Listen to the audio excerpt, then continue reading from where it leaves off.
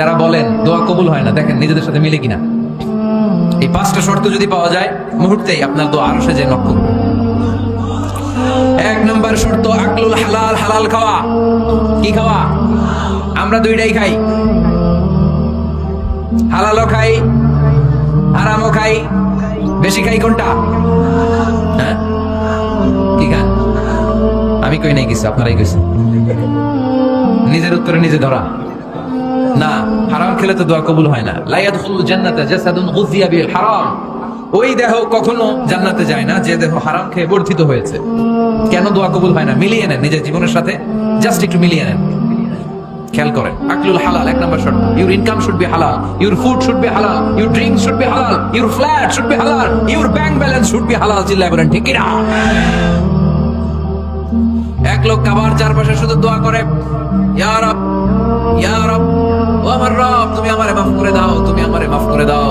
এই সাহাবীর কান্নাকাটি দেখে, এই লোকের কান্নাকাটি দেখে অন্য সাহাবারা বলল, আজকের সব সওয়াব এই লোকে নিয়ে যাবে, সব সওয়াব আজকে ওনার।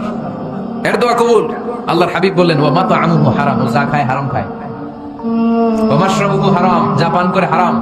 মালবাসুহু হারাম, তার ড্রেস আপ এটা হারাম টাকা থেকে আসে। ফাআন্না ইউস্তাজাবু লাহু, কেমন করে আল্লাহ ওর দোয়া কবুল করবে? আল্লাহ টাকা পড়ছে নাকি? ইন্নাল্লাহা তাইয়্যিব লা ইয়াকবালু ইল্লা তাইয়্যিবা। আল্লাহ নিজে পবিত্র, আল্লাহ পবিত্র ছাড়া কোনো অপবিত্র জিনিস গ্রহণ করেন না। জিহাদের ময়দানে একজন সাহাবী ছিল, সর্বপ্রথম তীর মেরেছিল। নাম কি বলতে পারবে? সাআদ বিন আবি ওয়াক্কাস রাদিয়াল্লাহু তাআলা। উনি একবার আল্লাহর হাবিবকে বললেন, ইয়া রাসূলুল্লাহ, উদউ আল্লাহ আইয়াজআলানি মুস্তাজাবাদ দাওয়া। ও নবী, আপনি তো দোয়া করলে কবুল হয়, আপনি একটু আমার জন্য দোয়া করেন, আল্লাহ যেন আমারে মুস্তাজাবুদ দাওয়া বানিয়ে দেয়। কি বানিয়ে দেয়? মুস্তাজাবুদ দাওয়া মানে কি জানেন? যিনি চাইতে দেরি, কবুল হতে দেরি হয়। আল্লাহর হাবিব বললেন, ইয়া সাআদ, হে সাআদ, আতিব মাতআমাক তাকুন মুস্তাজাবুদ দাওয়া। সাআদ, তুমি যেটা খাবে এটা হালাল খেও, হালাল খেলেই তুমি মুস্তাজাবুদ দাওয়া। সুবহানাল্লাহ পড়বেন না? আকলুল হালাল শারতুন লিকবুলি দুআ, দোয়া কবুলের প্রথম শর্ত। হারাম খেয়ে দোয়া করলে ওই দোয়া কখনো কবুল হবে। দুই নম্বর শর্ত, দোয়াটা করতে হবে একজনের কাছে, তিনি কে? চাইতে হবে একজনের কাছে, তিনি কে? মসজিদে যে আল্লাহর কাছে চাইলেন, দরবারে যে বাবার কাছে চাইলেন, দোয়া কবুল কবুল হবে? হবে। চাইতে হবে একজনের কাছে, তিনি কে? অন্য কোথাও যেন আমরা না চাই। মাজারে যে যাওয়া যায় না, মাজার জিয়ারতের জন্য যাবেন, যে সালাম দিবেন, নিজের জন্য দোয়া করবেন, কবরে শুয়ে থাকা লোকটার জন্য দোয়া করবেন। ওখানে কিছু চাওয়া যাবে? চাইবেন কার কাছে? দুইটা গেল শর্ত। তিন নাম্বার, ইয়াকিন থাকতে হবে যে আমার দোয়াটা কবুল হচ্ছে। যখন দোয়া করবেন আপনার এই বিশ্বাস থাকতে হবে, আমার রব আমার ফরিয়াদ শুনছে, তিনি আমার কথা শুনতে পাচ্ছে, আমি চাওয়া মাত্রই তিনি সব দিয়ে দিতে পারে, এবং আমার রব আমাকে ফিরাবে না, তিনি দিবেনই। এরকম ইয়াকিন থাকতে হবে। উদু আল্লাহ ওয়া আনতুম মুখিনুনা বিল ইজাবা, এমন ভাবে দোয়া করো যে তুমি সুনিশ্চিত এই দোয়া কবুল হবেই। এই নিশ্চয়তা নিজে নিজে নিয়ে নেবেন। আল্লাহর উপর ভরসা কম আমাদের, এই ভরসা জাগে না, যারে উনি দিবেনই নিশ্চিত আমি। আপনি নিশ্চিত হলে পেয়ে যাবেন নিশ্চিত। আপনার মধ্যে যদি সন্দেহ, হায় রে কবুল হয় না, না হয়, ওই দোয়া জীবনও কবুল হবে না। ঠিক কিনা? চার নম্বর শর্ত, আসসালাতু আলা রাসূলিল্লাহ, আল্লাহর হাবিব সাল্লাল্লাহু আলাইহি ওয়াসাল্লামের উপর দুরূদ পড়া। কুল্লু দুআ মাহজুব মাওকুফুন বাইনাস সামাই ওয়াল আরদ, আমরা যা দোয়া করি সব আকাশ জমিনের মাঝখানে পেন্ডিং হয়ে থাকে। মা লাম ইউসাল্লা আলাইহি, আল্লাহর হাবিব বললেন, যতক্ষণ না আমার উপর দুরূদ শরীফ পড়া হয়। আওয়াজ করে সবাই পড়েন সাল্লাল্লাহু আলাইহি ওয়াসাল্লাম। আল্লাহর হাবিব সাল্লাল্লাহু আলাইহি ওয়াসাল্লামের উপর দুরূদ না পড়লে ওই দোয়া কঠিন কালে আল্লাহ কবুল করেন। আকাশ জমিনের মাঝখানে পেন্ডিং। মেসেজ করেছেন আপনার বন্ধুকে, আপনার মোবাইলে টাকা নেই, মেসেজটা কি হয়ে থাকে? পেন্ডিং, তাই না?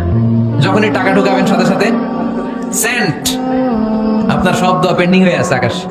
আজকে দুরূদ করে দিবেন, সব সেন্ট, মুআল্লাক, সব ঝুলে থাকে। মাহজুবুন মুআল্লাকুন বাইনাস সামাই ওয়াল আরদ, মনে থাকবে ভাইরা। পাঁচ নাম্বার সর্বশেষ শর্ত হলো মুওয়াফাকাতুদ দুআ বিদ দাওয়াব। শুধু দোয়ায় কাজ হয় না, দোয়ার সাথে মাঝে মাঝে দাওয়ারও দরকার আছে না নাই? দোয়াও লাগবে, দাওয়াও লাগবে, ঠিক কিনা?